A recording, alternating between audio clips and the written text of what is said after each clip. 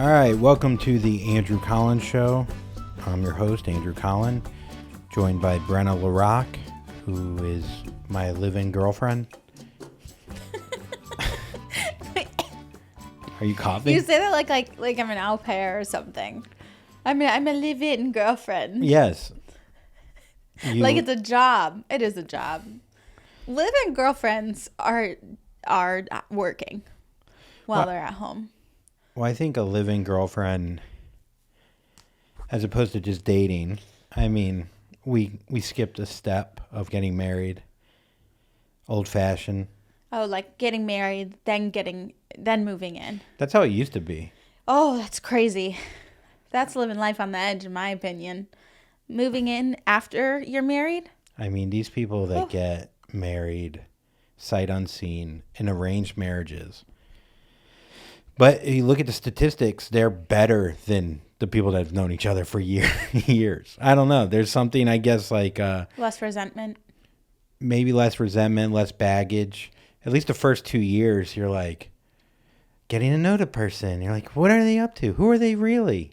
And you don't really know until about year 5. And then you're just tired and too lazy to get divorced. And then your whole family and their tradition is going to fucking talk shit about you if you get divorced. So then you stay together and it's beautiful. But you're like starting off your marriage clean slate. Like it's the best. That's the happiest you're going to be. Yes. Yes. So, yeah, I guess so. But that's not to say that everybody who gets married is like, I fucking hate this person. I don't know. I feel like, we were talking about it the other day. Okay, so now I know when you propose to me is when we're at our worst. Yes. Yes, when we get married, I will hate you as much as I possibly can. But I'll be so tired. That's the thing, is people are just tired. Do they really want to get married, or they just don't want to try anymore? So many people that I met, I don't know if necessarily tired, but I just know so many people that were like addicted to cocaine, and then they stopped doing cocaine like in college, and then they got married like 2 days later. They were just like, I'm done. I'm exhausted.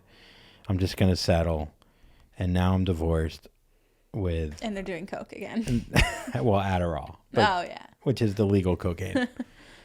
I never talked about how I was given, I know how we talk about ADHD on here. It's your favorite topic. Today, I tried to get out of a wet towel situation by putting on ADHD. ADHD. And I also say it like an Italian waiter. You do. You put emphasis on the H. Yeah. PTSD. Bipolar. I don't know if it works with that. Yeah. So, when I was 12, I would be in class and I'd be like, you ever see those kids that are just like... That's how I would be in math class. Just those are the kids that are they're in the short bus. Yeah, in the small school. Yeah, and then my legs I would always like do this, where if you could get it right, you could just have them fucking going. It's almost like you're not even thinking about it. They're just shaking. Yeah. I don't know what it is. Some kind of nerve situation. It doesn't seem like it seems like it's Parkinson's-esque. But I was 12, and that's how I was in class. It's the 12-year-old's Parkinson's. Yeah. Early onset. Early. Pre-parks. Pre-parks. So I'm pre-parking, and my teachers are like, he's all over the place, like just wild. And so my mom took me to a psychiatrist, I think maybe one time, and they put me on Ritalin. Oh, that's when you found out you had ADHD. ADD back then. ADD? They called it. This is before people made it their own personality, before I did. This is when like kids were like, why is he in school with us? He's over there just... Yeah, I like math. They're like, why are you doodling so much? I doodled so hard. Did you get in trouble for talking a lot? Oh my God. All the time. I have so many stories of teachers beating the shit out of me, pretty much. I was always too much talking. Yeah, I mean... When you shouldn't have, and you get caught, the teachers their back is turned. You go, hey, you're a fucking fat sloppy bitch, and it's like, what did you say? Nothing. And then you just keep doing it because one kid laughs. Yeah. Call some kid pepperoni face because he had like 6 pimples. I'm like, fuck you, bitch, got you. Anyhow, my mom puts me on Ritalin, And I guess actually when I finally got given Ritalin, I must have been 14 or 15 at this point, because I was like a sophomore in high school, I think. But I was doing this though, and so my mom puts me on Ritalin, and I start taking it, and then I'm not hungry anymore, which maybe I should get back on it now. I'm telling you. What, Adderall? We need to get some. I mean, I definitely can go in there, and I don't even have to say 3 words. He's like, yeah, we get it. We get it. So you just show them. Sometimes I go. Like, dude, you need way more than Adderall. Yeah, I wonder how many people like fake it. So many. I know people who fake it. Well, there's so many doctors nowadays. First of all, you could just go in there and they'd be like, so you're hyper? Are you hyper? Well, answer me. I know somebody hyper? who faked it Yeah. And went in and the doctor was like, yeah, I mean, you say you have ADHD, and I think even if you don't have ADHD, Adderall's a great thing for us. You know, we're always running around as adults. And that's literally what the doctor said. I was like, who? I need to know. He's like, look, you don't have cancer, but chemotherapy could be fun for everybody. You just go on it, you lose your hair, it'll be cool. Put things in perspective, you'll love it. And it's like, what? Right? Yeah, doctors, they don't give a fuck. Yeah. They just want to keep writing them scripts, baby. Your story about like being a 12-year-old, crazy 12-year-old triggered this memory of me, and it was in like, I think it was I was in 4th grade. And this went on for so long. My friends and I had this really weird thing that we did. And we thought it was so funny. We would pass notes in like computer class and everything. We had to go to a separate room for computer class. And we'd be set up at little pods. There's like 4, 2 computers. And then on the opposite side, 2 computers, pods of 4. And there were just stations. And we would draw like boobs and vaginas and dicks on a bunch of notes and just pass them and then like giggle at them and then just pass them to the next person and they would add a picture of like one of the 3. Like we got really graphic. And finally, after so long, this went on. I got caught with the note, and I was kind of the instigator. You were drawing the most dicks. Well, I had 3 older siblings, so I knew what a dick and a vagina was from very early on. So I couldn't draw my brother. You could draw your brother's dick? No.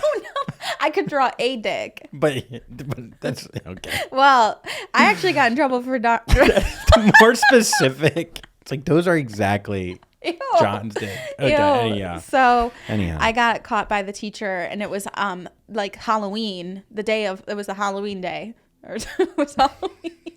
Halloween day. PTSD. ADHD. Halloween day.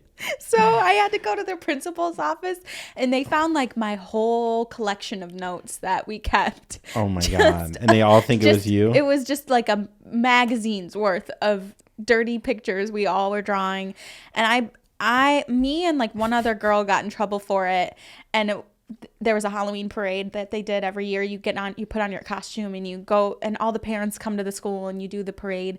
And I got in so much trouble that they wouldn't let me go into like be in the parade. And I just remember feeling like my life was over. Yeah, that's like someone read your diary of dicks, your dick diary, and it was like there's no like where any drawings of like a plant. No, it was just. But they should have known, because in first grade or kindergarten we drew turkeys with our hands, and my dad says he still has the photo. So you I remember. You take your hand, your thumb, you put all your fingers together. The thumb is the turkey's head. And I drew an anatomically correct turkey where I put like a little dick dangling down from the back of it. And they should have known. Wait, you put a dick on the back of the turkey? Yeah. Oh. Like right underneath I thought you would have. No, like right underneath. Where I thought you would have made this the dick and then this was the ball, like an upside down turkey. No, like your fingers are his feathers, right? And the head is. No, I know that. But I'm saying, you see how this could be a dick. Like this part, your thumb. I guess, yeah. Yeah. But you just added a dick to the turkey. And I turned it in. I was like, they're like, miss. I don't even know if turkeys have dicks. Obviously. Well, now they do. So what did so they didn't let you go to the fair? What a small town Yeah, story. they didn't let me. I definitely got written up for it. I think that was my second write up in I love elementary that. school. You couldn't see the 3 floats that went downtown. No, it was in the school gymnasium, like Yeah. all the kids. Were you sad that you had to I miss was that? devastated. I was absolutely. Did any of the devastated. kids call you out for being like the tit and dick drawer? No, I think we all thought it was funny. Yeah, you should. We all thought it was hilarious. You're probably but- cool as shit after that moment. Nah. Yeah. I mean, yeah, getting caught doodling, that's hilarious. I remember I was given the Ritalin, and like I said, I couldn't eat. Or yeah, sorry. Yeah, I know, it's all good. That was a great story. Keep the stories coming. It makes my job way easier. Like, we should probably write down some of these stories. Yeah, you weren't hungry. And I start drawing dicks, and I'm like, now I'm starving. But you got Now so I'm good at starving. it because you were on Ritalin. I was so hungry for cock. They were the most detailed Dicks. of your dicks. Yeah. I don't even know if I could draw my own dick. God, can you probably imagine couldn't. you and me drawing dicks together? We would have been great friends, I think. Yeah, that's. I do. So I stopped taking the medicine because it was making me too tired for football because I wouldn't eat, and so like as a 5'7" little Jewish guy, I chose football over doing well enough to get into college. You know what I mean? Like over algebra, I was like, I'll do football. You know, and like I could have been like the owner of a bank if I just took of Which Silicon is so Valley. ADHD of you. You're like, I can't do all that. So, and then I wasn't even that good at football. I had 1 touchdown my whole career, and I got hit so hard I couldn't celebrate. I was just like, I got the wind knocked out. Have you ever got the wind knocked out of you? Yeah. And you can't look cool. No. You're just like, come here, wind. You're like asking for wind. So I stopped taking the drug, and one day I'm in class. We had like outdoor lockers, and this girl, kind of cute, nothing like I'm going to ruin my whole life for, but she comes up to me, we're talking, and I tell her that I'm telling her about the Ritalin, and I guess she's heard about Ritalin at this point, because Ritalin was like Adderall before Adderall. And she goes, oh my God, can I have it? And I was like, I didn't even like, I was just like, yeah, sure. Like, not like trying to get pussy or anything. Just like, yeah, well, here you go. You know? I didn't think anything of it. I didn't think like, oh, maybe this would have a trickle down effect or whatever. And the next thing I know, a couple other girls are like, hey, heard you had Ritalin. Oh boy. Showing her, heard you had Ritalin over there. And I'm like, yeah. They're like, I just get 1 a day. They're like, can we have it? Or can I have it? Maybe we could split it or something. And I'm like, all right, here you go. And I just give it to them. And then like a week later, there's like a line at my locker, like a Harry Styles concert. It's just like, oh my God, we always loved you, Andrew. You're the best. No. I mean, it wasn't like that, but it was. Were you giving all of them? Yeah, well, there was probably like 4 or 5 that were in the rotation. So I was like, you're Tuesday, you're Thursday. I had my Monday bitch, my Wednesday bitch. I'm surprised you didn't think to like, I mean, you're a sweet boy, but I feel like guys would have been like, yeah, I could give you Ritalin if like you go on this date with me or something. Oh my God, I could have got at least so much. like maybe a blowy. Yeah. Probably not. Yeah. Wow, you just turned these girls. You were there. So I end up giving them all the drugs. Yeah, I could have made a lot of money. I could have sold it for. They were all rich girls. Mm-hmm. They drove like BMWs.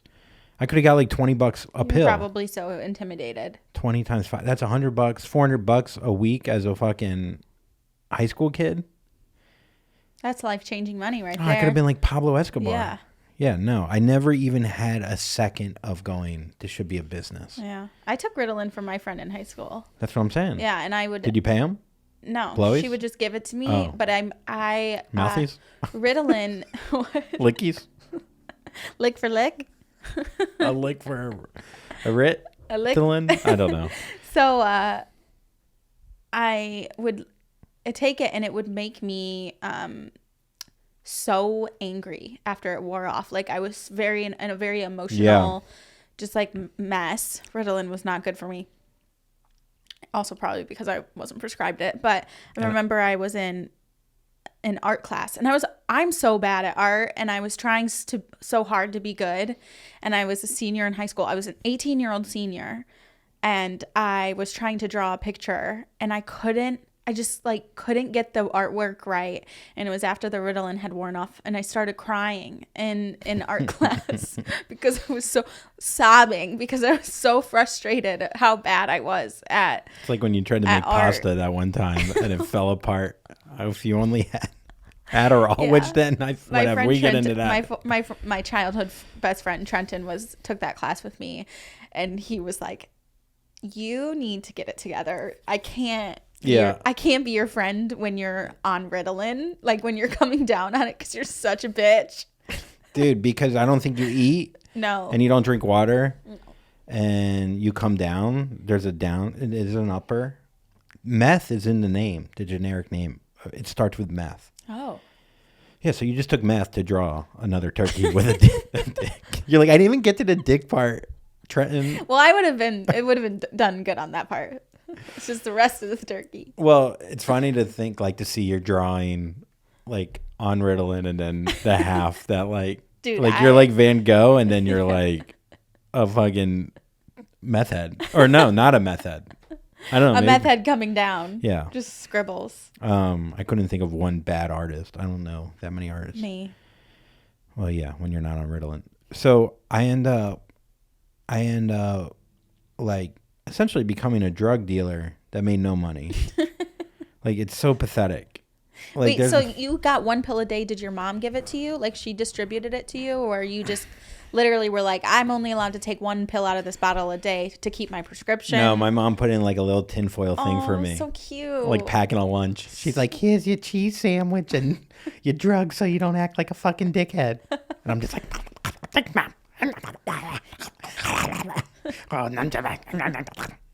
So now I swear to you though, the girls like got like straight up addicted. Like like bad. Like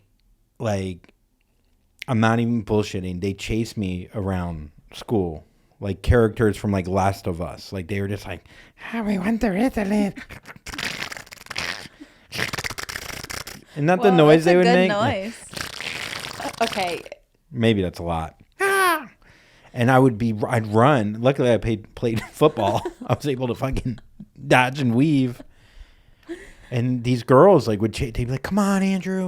Well, come on. We'll give you your first hand job." Like, it's not my first. And it was just bad. Like, I'd be like hiding from them. And they were like fully addicted. And it just like, I don't know, like I think back and like, I don't know when I stopped taking it. I don't know when I finally told my mom, like, I don't think I came clean about becoming a drug dealer that made no money. A drug donator. A drug donator, drug raffler. But I stopped getting it. I don't remember when. I mean, that's probably why I don't remember when. Maybe the girl's mom's called my mom that I don't even know about. But I was thinking about it the other day. I was like, that might have been a gateway drug for these girls. Because they all loved the fucking cocaine in college. And now they're all married. They're all married and tired. And divorced. Yeah. And now making silly memes on Facebook. Oh, God. And they're not doing Ritalin anymore. Just Adderall. Just Adderall. It's better. It honestly is. It's so much better. I don't think I've ever gotten down on Adderall, considering I should, because it's I think it would help you. It's a pretty big part of my life. Yeah, because like I don't want to scroll on. I feel like ADD and stuff like that, like your phone, it's like the one thing you can focus on, but really you're not focusing on anything. Yeah, you're constantly being stimulated by. We're on our phones too much. I think we gotta. I try to delete shit. I deleted Twitter, and then I just re-downloaded it because the Trump shit today got sucked in. Just wanted, because it's easy to read shit, what's going on, and then I want to get out, in and out. Mm-hmm. TikTok is still the devil. We're so funny. The funniest part about having a live-in girlfriend, or one of the funny things, is you sleep in the same bed. So your sleep schedules aren't always the same. And we both wake up at different times throughout the night. Yeah. And we'll both do this thing where we roll over on our side and we watch TikTok at 2:30 in the morning in the pitch black. And we both try to hide our phone and we put it on no volume. We're just silent. Just silent. In the dark. Just silent TikToks. Just scrolling Yeah. talks, dude. And then there's just a little bit of light. Like I just see a little bit of you. Just enough to wake me up. And I'm sure I wake you up too. It's so There's funny. a part of me, like last night, I got up, I woke up around 4:30 and was watching TikToks, and you were asleep for a while, but then you rolled over, and by the way, you roll over like a lot, like right? No, you roll over like just like a bear. Like you don't just like do like a quick turn. You rotate like a rotisserie chicken, and you're like and everything shakes, and I'm just, why does it need to be a big thing? Like, why do you roll over and you just make all this noise? But anyways, you do roll over, and then I just see the little glow come on behind me, and there's this part of me that's relieved that you're all. I love when you wake up when I'm up in the middle of the night, and then we're just in it together, you know, because Yeah. I know that you'll sleep in later with me than that way, or sometimes we'll turn on the TV and just crank out a few episodes in the middle of the night. Yeah, we But- did that the other night. Me and Brenna have probably gone through like 5 like hour-long shows, like full shows. Your Honor, Yeah, we crushed that in like, That was embarrassing. it's embarrassing because you count the hours. It was like 22 hours and we finished it in like 3 days. I think we were both having a rough weekend, though. Yeah. We were having we were depressed. You can't say together. that though because we did that with Outer Banks. We did the same thing. Yeah. Well, I had COVID during Outer Banks. Okay. Yeah. So maybe when we're sad, Yeah. I think when we're sad, but we get sad together at least. Yeah, we did. We watched the Nicole Kidman 9 Perfect Strangers. So bad. Kind of fucking. It's bad. Don't watch cheesy. it. Everything else she's in is like so amazing. I had very high expectations, and it's the slowest, most predictable show ever. I feel like Nicole Kidman's like, Which is I'm not doing any show unless it's 3 words. Yeah. That's like her thing. I can't name them all, but I feel like they all have Little 3 Fires Everywhere. Pretty Little Liars. No, Oh. That's another one. Oh. 9 Perfect Strangers, Little Fires Everywhere. There's so many shows that are just 3 words. It's Yeah. like, Pretty Little Lies. yeah. I don't know if that's another one. Yeah, I know that's another show, but I don't know if she's in it. But yeah, no, it's like these people that take like ayahuasca or whatever, or like some kind of drug and find themselves in these like weird cults. I'm so tired of these stories of people being like, I went out to Red Rocks and I fucking took ayahuasca and I haven't talked to my family in 6 years, and it made me realize like I should talk to them. Mm-hmm. You know, like I haven't like said thank you because I'm such a fucking rich piece of shit. And like after I took it, After I went on a journey to Bali yeah, and yeah, went to a $10,000 retreat, I was just like found myself there. yeah. Yeah. It was so And hard. I didn't eat, and I wasn't allowed to itch myself. I had to resist the urge. It was so hard. Yeah. I spent $300 million on a massage table, and then I took ayahuasca, and I was like, oh my god, this is like really like means a lot to me. I get so like anxious just Listening to people, oh yeah, to even think of taking Thinking a drug to- like that. no to think of people like living in that reality of like just so much entitlement. It makes me anxious. Like if I realize I forgot to ask somebody about themselves, like I'm like, oh no, I talked too much about myself, or I didn't say thank you enough. I know. I'm a listening. mess. I was listening today to how to deal with narcissists. And I think I think everyone kind of has a little bit of narcissistic tendencies. Totally. Well, that's just being a human. You're Yes, selfish. but there are people that are on like a whole nother level. Right. Yeah. We And know a few of them. And how to deal with them and how to not take it personally. Mm-hmm. and how to not come back with ego and dropping ego, which is so hard to do because you're like, well, why should I respect this person if they're not respecting me? But it makes sense. Just come at them with like calm clarity and like, okay. Because they're like, you could get like a sense of pride about yourself from like tearing down others. Or you could just have like this inner pride that like is just there. Right. Which that's the beautiful one. But the problem is like in my business, you have to seek outside love, that the people that don't know you. And that's what a narcissist lives off of. Right. Yeah. Is this outside external stuff, because the internal people are too close to them. So then it's like they know too much about me, so they're not going to want to be friends with me because they see the real me. Mm-hmm. Or I'm going to dismiss them before they get to know too much about me because I think I'm not worthy or I'm a monster. But I don't really want to talk about that because I'm actually perfect. So anyhow, that's the videos I was listening to today or watching today.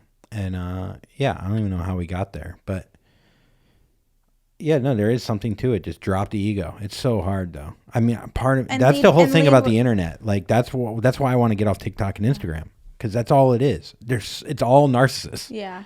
It's all look at me, and I do it, and I'm part of it, and I know that. So I'm kind of hypocritical in that sense. But God, do I not like really doing it anymore? Even doing this, we're doing this, but this feels at least like a real conversation. It's long form. It feels more authentic. Yeah, I get. Yeah. Than just like look at me, you know. But how we're just talking about ourselves, and people are listening. Thank you. But, yeah, I'm just. But you know me, like you're listening to me. I'm honest with the listener. It's not just like a fake version. I'm just waiting for somebody to be like, we don't want to hear about you, and I'd be like, I get it, I understand. Like, no, it's great. Your stories are awesome. I think we find out more and more about each other the more we do this. How bad I am. Yeah. How bad I was in elementary school. You just want me to call you a bad little girl. I know you. I know your moves. Fucking, yeah, you know what it is? TikTok people, these rich motivational speakers. We were talking about those guys. Right. And how just like they love to yell at you. Why are they always yelling? I don't know what they are doing. When the camera goes off, who the fuck do they think they are? You know what I mean? Like, you're a fucking loser. And then they probably don't even have pants on. They probably just have a button-down shirt, no pants. They love going, you're a fucking loser. Why don't you work 88 hours a fucking hour? Yeah. They always have like some sort of like come up story of how they worked a minimum wage job. And it's like, hey, most of us are still doing that, yeah. By the way. Because you're a fucking loser. You're not special. And then they're like, that's where I really learned how all my core values and that's what brought me here was the work I did when I was down. Yeah. And it's like, well, then fucking go do that. Go do that. Thanks for your inspirational story. With that, I am ready to become CEO of $1 billion software company. Yeah, What's the software? It's just where that's not hard. It's good for like babies and stuff. They can help you screw things in. Saying their origin story. They love telling you to ignore your kid. Like, you got to put yourself first. Yeah. Fuck your kids. My own kids fucking hate me. You got to put your own oxygen mask on before you help those around you breathe. Because if you are alive, you can't help anyone unless you're breathing the most air. And then they do something where they go, they love to sound relatable, where they're like, you know, I'm rich now and I run this software company, but believe it or not, oh, this is hard, but like I was happier when I was poor, working my way up. I was so much happier when I was just doing those dishes at the pizza place. The grind with my community. Yeah. The struggle. I miss it. I miss it. I miss having a purpose. It's like, bitch, you can still do dishes. Mm-hmm. You can still fucking have struggle. They're like, well, then that's not real. I'm just making it up. Yeah, go back to the pizza place. Yeah. Go buy it and pay people more money to work every hour. Mm-hmm. That's what you can do. And then sell them your book. Part of me thinks like if I was like very rich, would I just be like, just shut the fuck up and just let let this game keep unfolding because I'm doing great. You know If what you I mean? won- No one wants to question a system that if they're doing great in it. Oh, yeah. We're saying this now, but if we were rich, Fuck it. I'd be in Bali tomorrow. we would definitely be at that retreat. Yeah, I'd be at the Lose a retreat few being like, take pounds. ayahuasca and be like, I'm actually happier when I'm rich.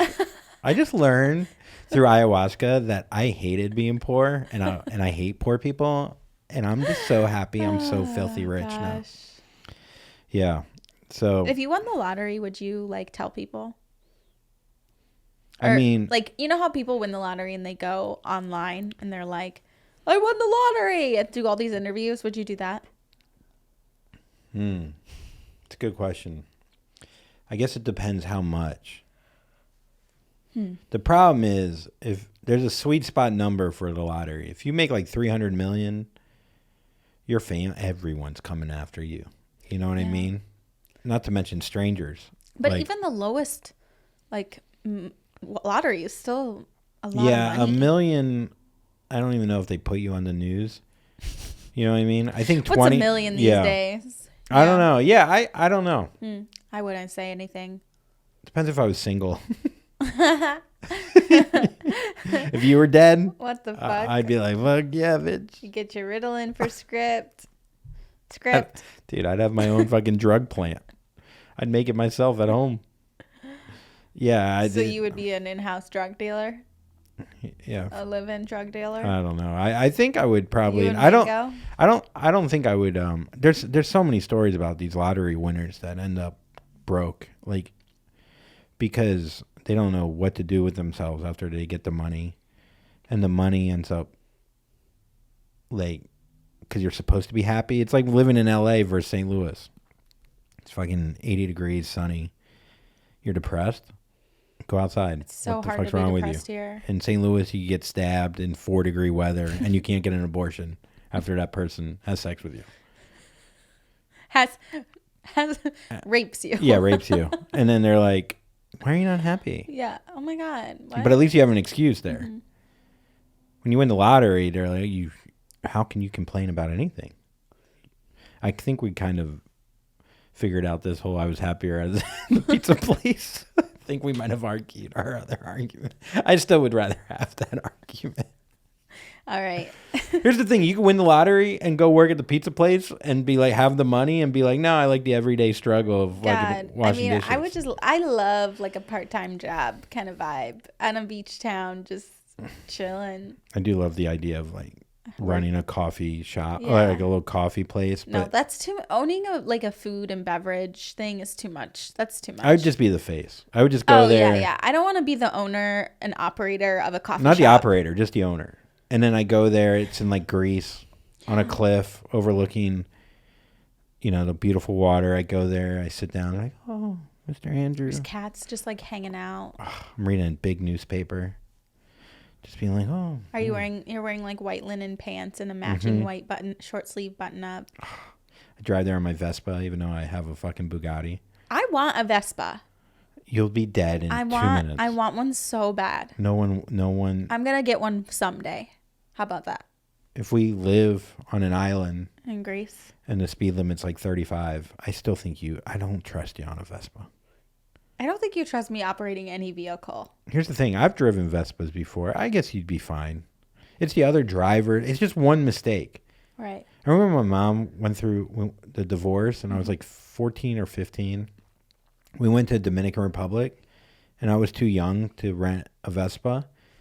But she like paid some local guy like under the table to let me use a Vespa. Amazing. And I was like 14 or 15 driving that around Dominican Republic. She's a cool mom. I think she was just a little out of it then. You know what I mean? Like she just wasn't really like thinking like clearly.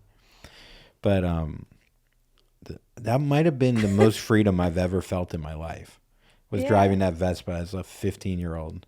I love on that. Dominican Republic. And no drinking age there. You were drinking? While driving that Vespa.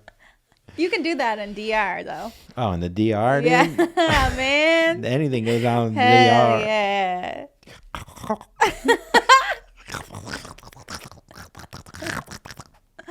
yeah. Yeah, that was fun times. I mean, look, I just know too many people that have like gone on motorcycles and gotten fucked up. Like my brother, I don't even know what I would call him. My stepbrother's first cousin died in a motorcycle accident. Has his tattoo on his chest. And it was like a portrait? Yeah. I thought I should have pulled up the Oprah questions earlier.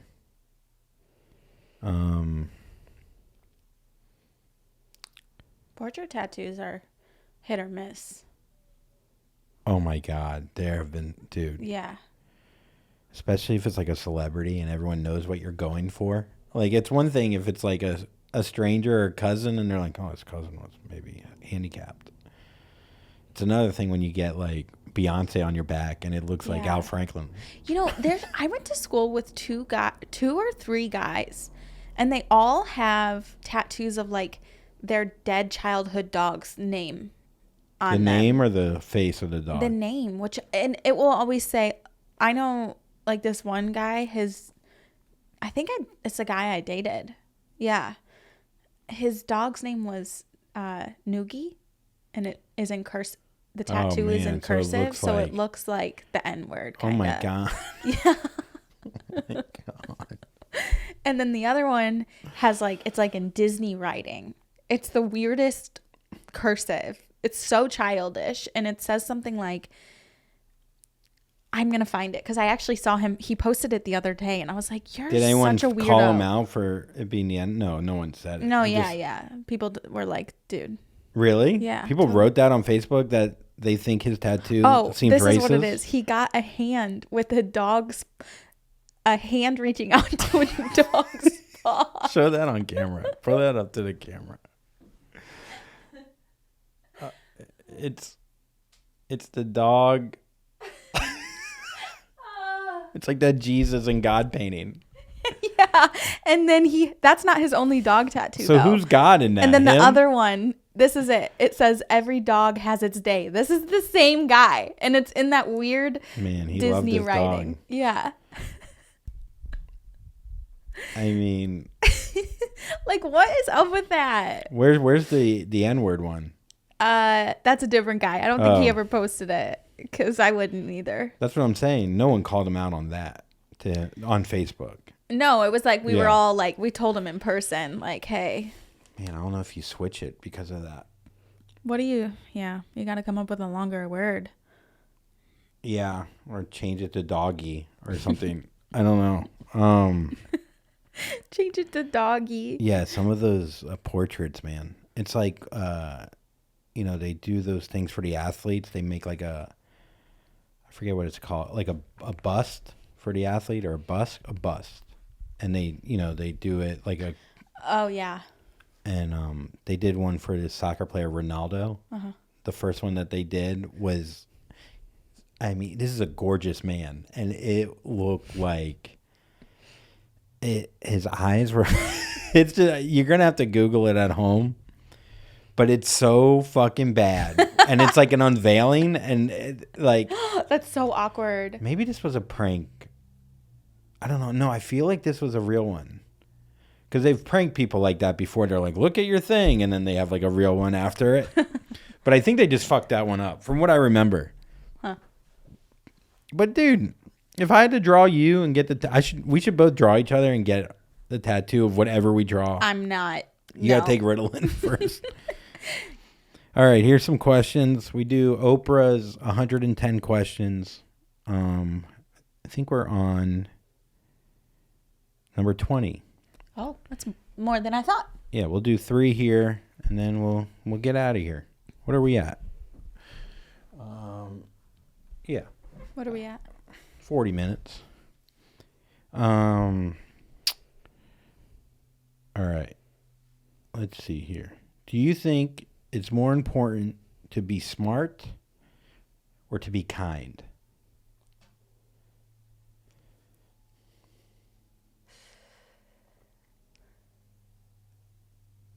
Smart, I think. Because you can fake being kind or nice. Oh, yeah. But smart will take you a lot farther in this world. Yeah, unfortunately. I want to say kind. Yeah. Because I'm maybe More more kind. kind than I am smart. Same sister. Ritalin. But probably smart. And you can be all different kinds of smart too. Yeah, it's a weird You thing can be because they're people not smart. they're not really opposites, you know. Yeah. It's like saying, "Are you going to be smart and a dickhead?" I guess that's what this is inferring, that you're not going to be a good person when you're smart. What about you? I feel the same way. Unfortunately, we live in a world where kind, it can maybe get you, like an award of some sort. So can smart. Yeah, well, smart definitely can. But like I'm saying, like kind can't, like if you want to make a lot of money, you can't just be kind. No. The world does not. Unfortunately, kind people a lot of times finish last. And smart people can figure out a way to make money and shit. Mm-hmm. But yeah, so I But that guess, doesn't mean you shouldn't be kind. Yeah. You should just have boundaries. A lot of people are smart enough to know that if they act shitty and mean, that they'll get ahead, which is fucking infuriating. And those people should fucking die. That's how fucking kind I am. Would you rather be loved, respected, or admired? Loved. Yeah. Why? Because that's really, I just love to be loved. I love loving. I think there's something, respected, admired goes with ego. Because if you're loved, then the people that love you respect you. And I don't need to be admired. There's too many people in the world. Let them be admired. Good answer. I wish I had more of that feeling. I am getting closer to just wanting to be loved. I think when you're a comedian, you want, especially in the world of like how many followers you have, how much your audience, can you sell out a theater? You want to be fucking respected. Like for what my comedy is, I speak the truth. And it's just exhausting. And you'd rather people just love you for who you are. Right. And hopefully, that comes with it.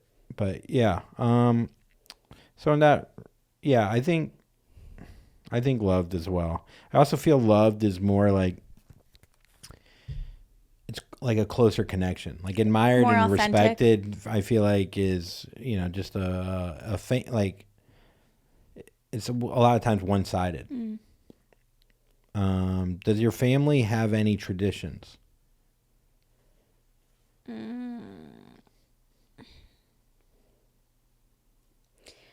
We have one tradition. On Christmas Eve, we play my grandma facilitates the whole thing, but we've played it since I can remember. It's called the right-left game, and there's a right-left story that is and always has been. It always has existed, but she changes the story to like the right family and the left family. So she'll say like our family is like, okay, your family is the right family, and she'll say, so the Brenna right, and you all have a gift, a little like tchotchke gift. And every time she says the word right or left in the story, you have to pass the gift, right or left. Everyone has one. And then whatever gift you settle on at the end of the story, you all go around and you read this clue that's on the outside of the gift that you're supposed to guess what's inside. And then you take it out, and it's normally like a kaleidoscope or something funny. I forget. We played at this last year. She came up with this game? Well, the right-left game, I think, is just it just is out there. Yeah. But maybe like, I don't know, 10 years ago, she just was like, well, I'm just going to make this like relevant to like us, right? So she'll say like Brenna Wright and Andrew Wright came all the way from Los Angeles to celebrate this this holiday with us. We're so sad that they left Michigan or left Missouri or whatever, but as long as it's a right move for them. Like she'll come Oh, up that's with, yeah, cute. yeah. Yeah, I know. I played with you. Yeah. It is cute. It was cute. It's really cute. And I don't know, it's very nostalgic. I think we'll always do it. And she always has just taken care of it. It's really sweet. I think that's the only one that's coming to my mind right now. Yeah, my family, we don't have a lot of traditions. We were never like we weren't a traditional family. But one of the things that we did, which we haven't done in a while, but it definitely became a tradition. We did it for about 5 or 6 years. So my family, my side is Jewish, and then my step family is Christian. So we would have a thing called Chrismica, which is Christmas and Hanukkah put together. Genius. So we'd get our families together down there, and we would have a Jew versus Goy basketball game. Goy is like Goya is a way to say Christian. Okay. And so it would be like my stepbrother, my step nephew, and my step cousin. I don't know. So it'd be Bobby, Jake, and Dustin versus the Jewish names: Andrew, Daniel, Samuel, All Bible names. and Mark. Yeah. And then they were like Bobby, refrigerator. I don't know, whatever. And so we would play a Jew versus Goy basketball game, and it got intense. Yeah. Like, because we were like not just playing for our own families, we were playing for the whole religion. Yeah. And it was so In funny. the name of Jerusalem. Oh, dude, it was like Jesus versus non-Jew Jesus. Like, they had Jesus on their love side. that. We had fucking more money in our pockets. I don't know. We were just like, it was such a fun game. And, you know, they're good athletes. Mm-hmm. You guys are all right. Well, we play, it's so funny. We play like Jewish guys. Like, we would like do picks and like very fundamental. So we're like very this. team oriented, you know, and this is why like we run banks and shit and like Hollywood and stuff, because we're like a team, and they're like going trying to do one-on-one. They're not communicating. Like Shaq. Yeah. Just come up to the brim, or Yeah, come just up to doing the their hoop, own take a thing. shot. Yeah. Yeah. Just, you know, doing their Christian stuff. And like we would win when we necessarily weren't as good. It's like the turtle in the hair. I mean, one day one year we did have our other cousin, I think cousin Darren or Keith. I have like a couple cousins that are like 6'5", 6'6". On your side? Yeah. Whoa. I don't know if it's blood. I don't think it can't be blood. Well, I'm if they're 5'9". cousins, they're like a quarter of your blood. Yeah, I don't know how much blood's Yeah. in there, but 7 inches less of blood. Which way? They're all big. They're all big guys. It's crazy. But dude, I miss that. Like, we'd eat deviled eggs. Ew. Oh, we love deviled eggs. And then we'd go and play basketball and just fucking go at it and sweat. And God, it was just such an easy, like, living. Florida, man, where I'm from, it's just fucking easy, you know? Even though I've had so much hardship there and, like, so much, like, depression and everything. But, like, I don't know. I'm just thinking about, like, there's no thought outside of just whatever's happening inside your family of, like, good times, you know? Well, it was a long time ago. Life was less complicated when you're younger. I don't know. This was, like, in our 20s. I mean, this is post when we were young. I mean, my life was very less complicated a few years ago. It was fun, though. Love talking shit to Christians. Us Jews, boy. They'd be like, "Dude, you guys are fucking too smart." And I'm like, you're not kind enough. Respect me. Admire. Love. Ah, shit. That was fun. Anyhow. All right. Well, I think we know each other more now. Yeah. Want to go somewhere? Yeah. Let's go. Right. That sounds exciting. Yeah, it does kind of sound. Oh, by the way, I never said this. Live shows, Chicago, 428, L.A. That's at the Improv, the IO Theater in Chicago, 428, 4:30 at the Hollywood Improv. I do a show with Ashley from Girls Gotta Eat. And then 510 Tampa Improv, 510 Orlando Improv. God, I'm fucking this up. 511 Tampa Improv. Come on out to a live show. Love to see you. Thank you for listening. Tell a friend about the show. Let's subscribe to the show. Tell everybody. Because this is what we want to do for a living. So we could go to Tahiti and complain about ayahuasca. Or whatever. Or being poor. Anything else? I hope everybody is safe out there. Take care of your family. Bye.